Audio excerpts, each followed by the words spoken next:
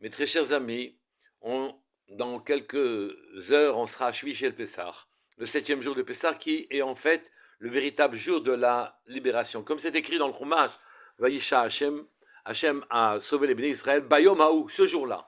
Ah, pourtant, ils sont sortis bien avant. Et ceci n'est pas considéré comme une libération, car en vérité, elle était due à la promesse d'Hachem, qui a été faite au patriarche, à Abraham, Yitzhak et Yaakov, de libérer leurs enfants d'Égypte. Donc ils sont sortis indépendamment de tout mérite personnel. Mais pour être délivrés, il faut que ce soit leur mérite eux-mêmes qui provoque la libération, et effectivement, va se mettre en œuvre un processus de libération personnelle. C'est-à-dire, dans le Chumash, il est écrit d'abord le Béné Israël, Vayashuvu, Vayachanu, Lifnei Piachirot.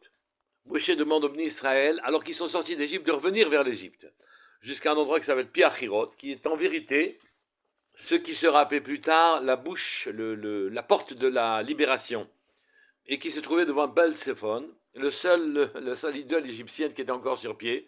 Toutes les autres avaient été détruites par Akadosh Baruch Hu, et ceci va permettre naturellement va pousser naturellement Paro à se tromper, à croire que les Béné Israël se sont perdus dans le désert puisqu'ils reviennent en Égypte, et que donc l'idole a été encore efficace pour les ramener vers l'Égypte, et lui-même va faire la faute de les poursuivre et va se noyer dans la mer. Mais en revenant, ce qui était une épreuve extrêmement difficile et délicate, en revenant vers l'Égypte, c'était très difficile pour les Béné Israël, mais au moins ça leur permettra, cette fois-ci, d'être sauvés par leur propre mérite, et non pas par le fait qu'il a été promis au patriarche, au Avot, qu'il devait être libéré. En fait, la première libération, celle de la sortie d'Égypte elle-même, était une école pour la seconde libération qui sera la vraie libération. Ils ont appris à surmonter leur Yetzer Hara qui est symbolisé par le maror que l'on mange le soir de Pessah au Seder, puisque le maror est doux au premier goût, mais ensuite il est amer. De la même manière, le Yetzer Hara que l'on doit vaincre, il nous propose une vie assez agréable au début, assez douce au début, et puis ensuite l'amertume, c'est ce qui s'ensuit de ceux qui cèdent au Yetzer Hara. La Matzah nous a appris qu'en vérité, quand on a décidé de lutter contre son Yetzer Hara, il faut le faire de manière instantanée. De la même manière que la Matzah n'a pas de composant de temps, c'est de la farine, c'est de l'eau, il n'y a pas de temps réellement. Eh bien, immédiatement, quand la décision est prise de lutter contre le Yetzer Hara, on met en œuvre sa libération du Yetzer Hara.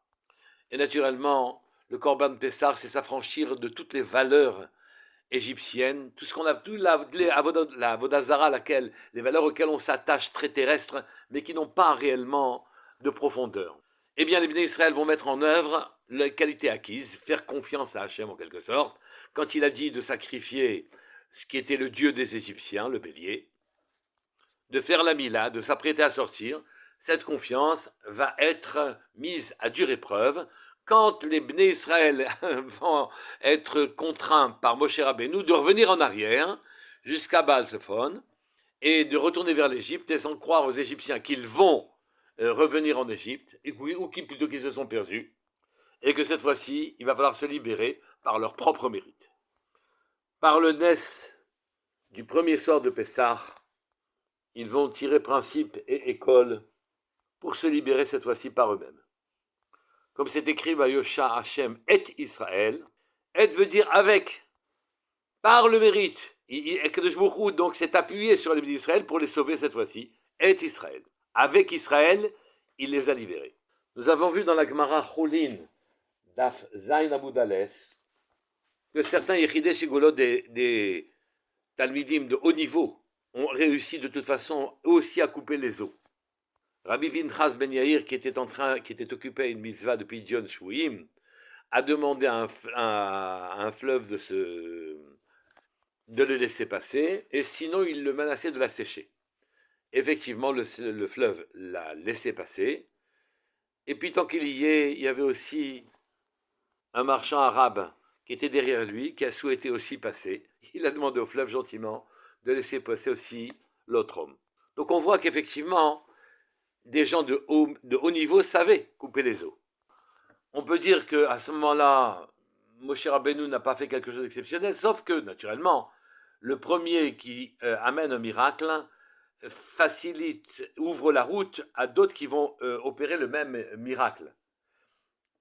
Et donc Moshe Rabbeinu, lui, a ouvert la mer en quelque sorte pour les bénis Israël, enfin a fait qu'Akadosh Baruch Hu ouvre la mer pour les bénis Israël, qui s'est mis à sa droite, et ça sera plus facile naturellement au Gdolé Israël ensuite d'ouvrir la mer, d'ouvrir les eaux, excusez-moi. Mais la première question qui se pose, c'est que les Chachamim disent qu'une servante a vu Akadosh Baruch Hu à Yam Souf ce que Yecheskel ben Gouzi n'a pas vu dans sa névoie.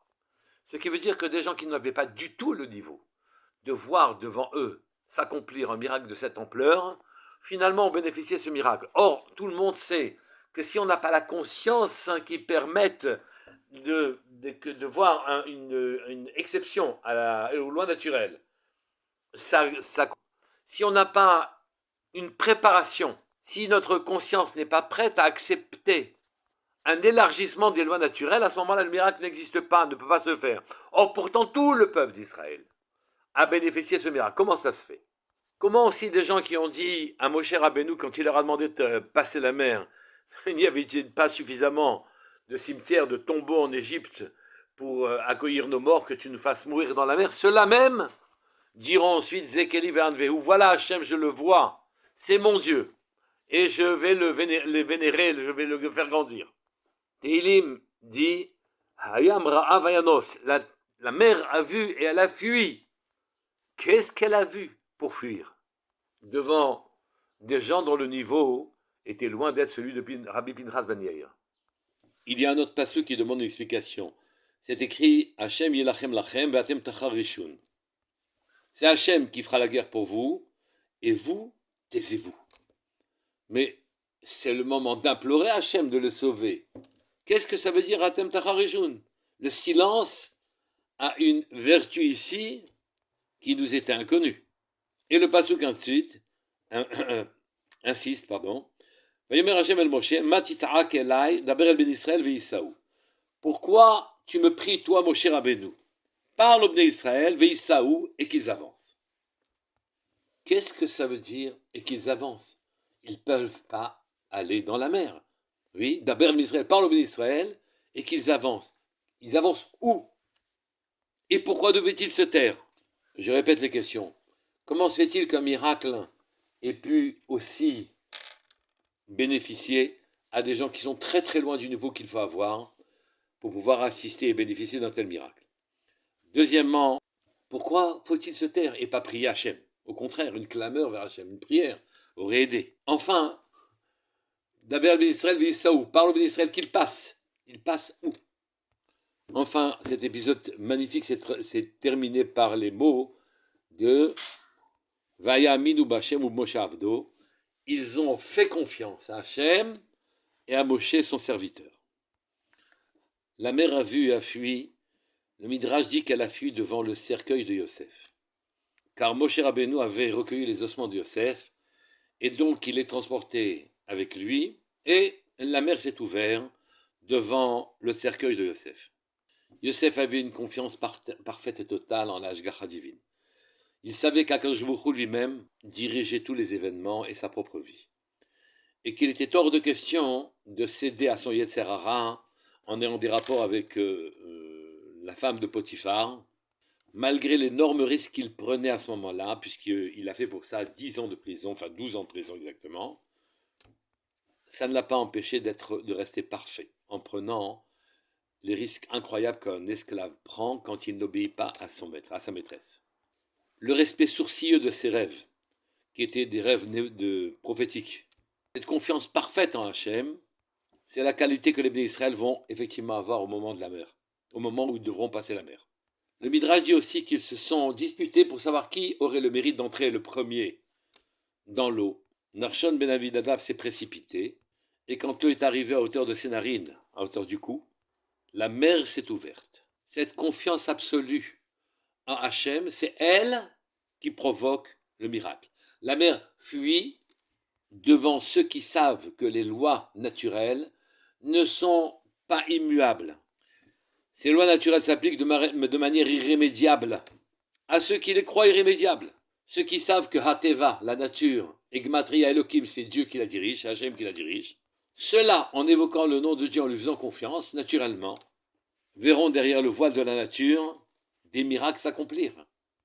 Mais la confiance en Hachem doit être telle que même si on voit la mer en face de nous, si Hachem nous dit d'avancer, c'est que la mer qu'on ne peut pas traverser n'est que dans notre conscience personnelle, dans notre science personnelle, dans notre savoir actuel. Mais la confiance que l'on en a à Hachem, si Hachem dit que tu peux passer, si Hachem te dit que c'est une autoroute, alors c'est une autoroute. Kafo, Teromot, Belebiam.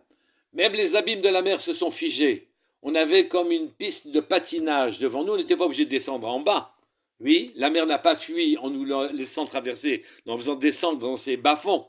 Elle a figé son fond de manière à ce qu'on puisse traverser. Si notre conscience est capable d'accepter, par la confiance que l'on a dans Hachem, que ce que l'on voit peut être différent, alors le miracle est possible. La mer s'est ouverte devant le cercueil de Yosef, sur lequel le Chumash a dit va yetze achutza. Quand Madame Potiphar le poursuivait de ses assiduités, il a fui à l'extérieur. Évidemment qu'il n'allait pas fuir à l'intérieur. Qu'est-ce que ça veut dire il a fui à l'extérieur? Ça veut dire qu'il est sorti de lui-même, du ratson, de sa volonté, de sa conscience, la conscience qu'il avait des choses, qui normalement lui demandait de céder à la patronne en question. Il est sorti de son confort et de sa normalité, et il a accepté cette situation, et que cette situation lui offrirait toutes les opportunités d'une situation normale, à la condition naturellement de faire confiance à Akadosh Baruch Hu. On peut comprendre maintenant les mots Vatem Tacharishon. Et vous, taisez-vous. Ne parlez pas. Acceptez l'épreuve. Rentrez en vous-même dans une introspection pour élargir les capacités de votre conscience et lui faire accepter que la mer n'est pas la mer. Que la mer, c'est des chemins secs. Accepter l'épreuve, accepter la situation, ne pas regarder en arrière, faire confiance totalement à Hachem, et à ce moment-là, toutes les opportunités qu'offre ce chemin qu'on n'aurait pas pris naturellement, lui s'ouvrent à nous. Pas un mot, une nouvelle conscience doit s'ouvrir à nous. Mais ceci est-il à la portée de tout le monde? La réponse évidemment c'est non. Les gens qui s'annulent devant Hachem, ceux-là naturellement bénéficient des miracles, puisque peu importe pour eux que ce soit la mer ou bien un chemin par lequel on peut passer. Mais les autres qui refusent, oui, d'abandonner leur vision des choses, leur conscience, leur vie, qui se sécurise dans cette vision, comment vont-ils passer? Simplement en s'annulant devant le tzaddik, en s'annulant devant Moshe Rabbeinu. Et c'est ce qui est écrit ici, Vayaminu B'Hashem, ils ont fait confiance à Hachem, ou Moshe Avdo, et aussi à Moshe. Ce qui veut dire que même les gens qui n'avaient pas les aptitudes qu'il fallait pour pouvoir bénéficier de ce miracle, en faisant confiance au tzaddik, à Moshe Rabbeinu, alors eux aussi ont pu passer la mer. Cette attitude est celle qu'on devrait avoir chaque fois qu'une épreuve se présente, Khalila, devant le clan d'Israël. Accepter sans murmure l'épreuve, rentrer dans la situation qui est proposée par Akadosh Baruch Hu de manière à lui faire confiance totalement pour explorer les chemins qu'il nous contraint de prendre. C'est le message du 7e jour de Pessah, Shvichel Pessah, sur lequel on nous dit c'est ce jour-là qu'ils ont été libérés, car en vérité, quand ils ont été libérés le 7e jour, c'est là que ils ont appris à toutes les générations futures, dans tous les problèmes et toutes les épreuves qu'ils vont subir, à passer aussi les obstacles, à continuer leur chemin et à renforcer leur émouna, leur confiance totale en Hachem. C'est ce que nous avons à acquérir le jour, comme Mida, le jour du 7e jour de Pessah, Chag Sameach.